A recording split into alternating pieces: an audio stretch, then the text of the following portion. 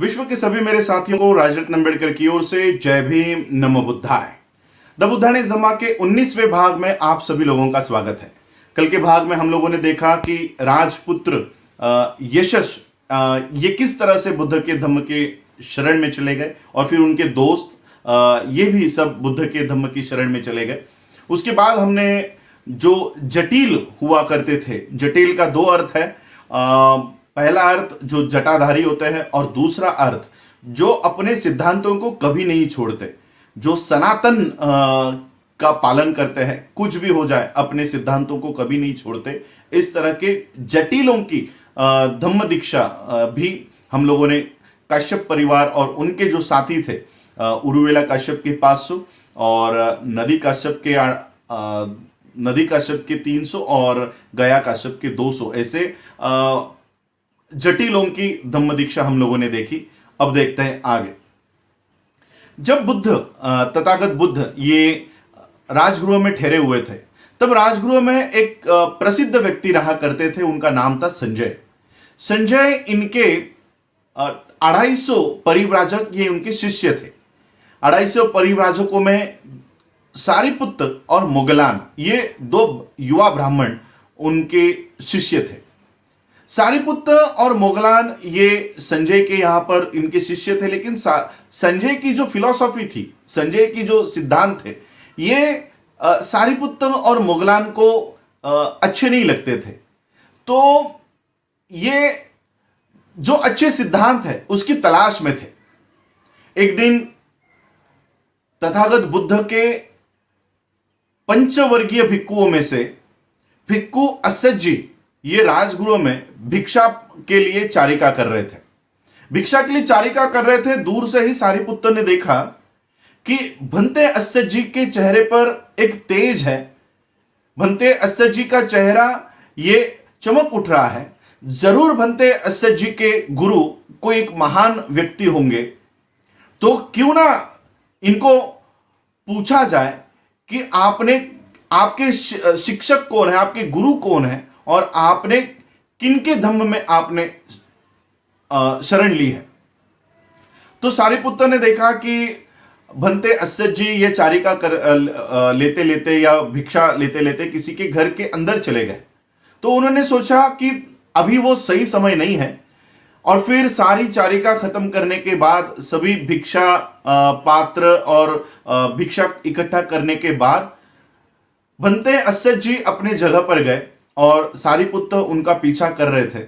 सारिपुत्र ने देखा अब भंते अस्सजी अपनी जगह पर स्थिर हो गए हैं। ये सारिपुत्र उनके यहां पर गया और उनको कहा कि आपके चेहरे पर एक तेज है और जरूर आपने ऐसे धम्म की शरण ली है, ऐसे महान व्यक्ति के शरण आपने उनको गुरु माना है। तो आपके गुरु कौन है और आपके गुरु की शिक्षा क्या है, आपका धम्म क्या सिखाता है, आपके धम्म के सिद्धांत क्या है, यह हमें बताइए। भंते अस्सजी ने कहा कि मैं अभी नया नया ही दीक्षित हुआ हूं, मैं आपको सारी बातें नहीं बता सकता।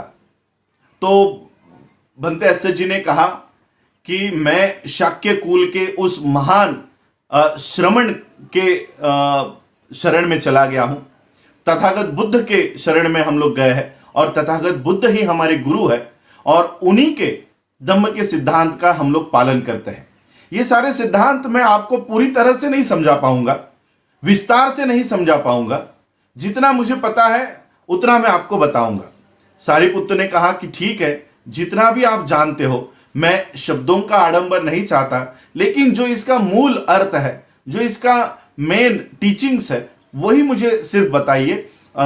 और भंते अस्सजी ने बुद्ध के धम्म की सारे सिद्धांत इनको बताए और फिर सारिपुत्र को लगा ये वाकई में एक नया मार्ग है, नया धम्म है, प्रकाश का ये एक नया मार्ग है। और फिर ये सारी जानने के बाद सारिपुत्र मोगलान जहां पर ठहरे हुए थे वहां चले गए। सारिपुत्र और मोगलान ये सगे भाई नहीं थे, लेकिन सगे भाई से भी ज्यादा एक दूसरे के मन में उनके लिए प्यार था, प्रेम भावना थी। और इन दोनों में तय हुआ था कि जिस किसी को भी पहले सत्य का ज्ञान होगा, सत्य जिसको पहले समझेगा, वो दूसरे को आकर बताएगा। तो सारीपुत्र मोगलान के यहां गए और मोगलान ने दूर से ही देखा कि सारीपुत्र आ रहे हैं। मोगलान ने देखा कि सारीपुत्र के चेहरे पर भी तेज है, उनकी त्वचा चमक रही है। जरूर सारीपुत्र को सत्य का ज्ञान हो गया है। तो मोगलान ने सारीपुत्र को पूछा कि हे दोस्त, तुम्हारा चेहरा चमक रहा है, तुम्हारे चेहरे पर एक तेज है, क्या तुमको सत्य का ज्ञान हुआ है? तो सारीपुत्र ने कहा, हां, मुझे सत्य पता चला है। और फिर सारीपुत्र और असद जी में, भंते असद जी में क्या बातें हुई, ये सारी बातें उन्होंने मोगलान को बताई। मोगलान ने सोचा कि चलो अब बुद्ध के धम्म के शरण में चले जाते हैं। तब मोगलान और सारीपुत्र ने सोचा कि पहले उन 250 परिव्राजकों के पास जाते हैं जो हमारे वजह से ही संजय इनके आश्रम में रुके हुए हैं।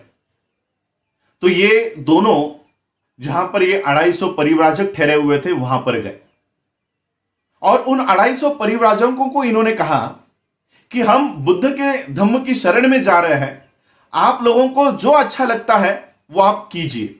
तो उन 250 परिव्राजकों ने जवाब दिया कि हम यहां पर जो रुके हुए हैं वो आपके वजह से ही रुके हुए हैं, हम आपको ही मान्यता देते हैं और इसलिए आपके लिए जो अच्छा है हम भी वही करेंगे, तो हम भी आपके पीछे पीछे ही आपका अनुकरण करेंगे। तो बनते सारीपुत्र और मोगलान और ये 250 परिव्राजक जहां पर संजय रुके हुए थे वहां पर गए और संजय को मिलकर उन्होंने कहा कि हम तथागत के शरण में जा रहे हैं, तथागत के धम्म के शरण में जा रहे हैं, हमें वो अनुमति दीजिए। संजय ने इनकार किया और कहा कि नहीं, आप लोग मत जाओ, हम तीनों मिलकर इन 250 परिव्राजकों का ख्याल रखेंगे, इनका पालन पोषण करेंगे, आप मत जाओ।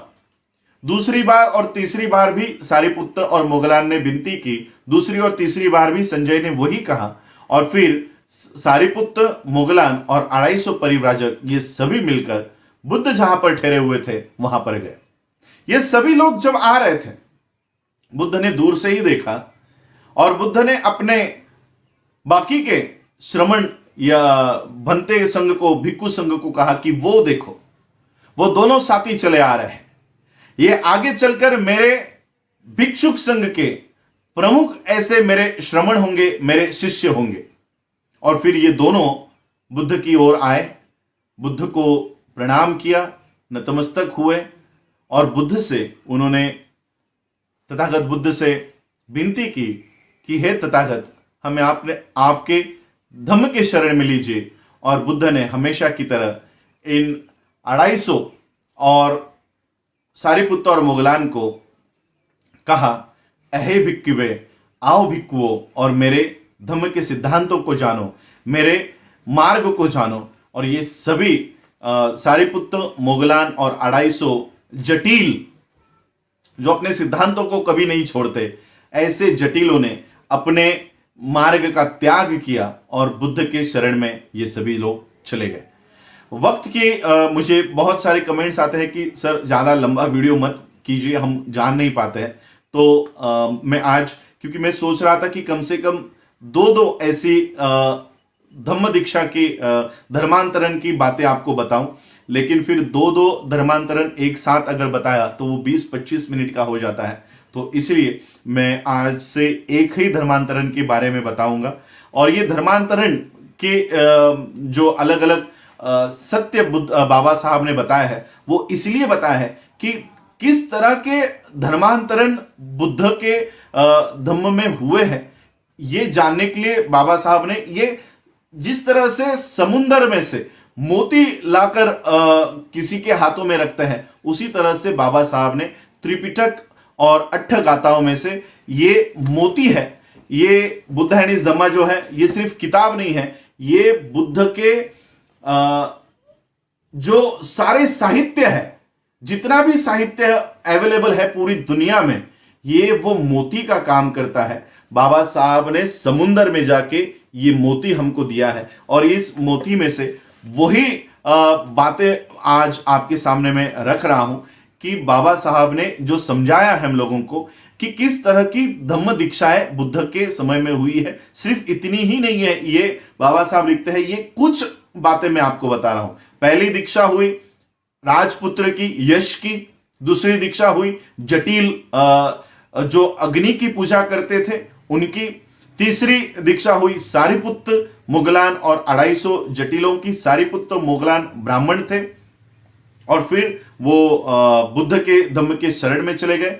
अब कल और देखेंगे कि और किन किन लोगों ने बुद्ध के धम्म की दीक्षा ली और बुद्ध के धम्म के शरण में चले गए, बुद्ध धम्म और संघ के शरण में गए।